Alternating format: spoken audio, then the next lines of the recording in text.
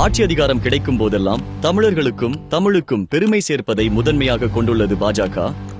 முன்னாள் பிரதமர் திரு வாஜ்பாய் அவர்கள் தலைமையிலான தேசிய ஜனநாயக கூட்டணி ஆட்சியில் நமது ஏவுகணை நாயகன் டாக்டர் APJ அப்துல் கலாம் அவர்களை குடியரசுத் தலைவராக அமர்த்தி தமிழினத்திற்கே பெருமை சேர்த்தது பாஜக.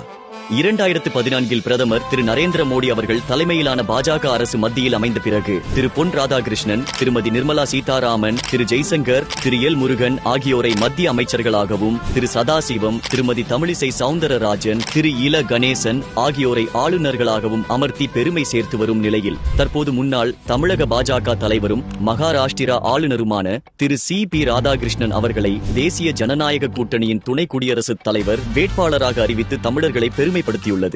தமிழர்களை உயரிய பதவிகளில் அமர்த்தி அழகு பார்க்கும் பிரதமர் திரு நரேந்திர மோடி அவர்களை எப்போதும் ஆதரிப்போம்.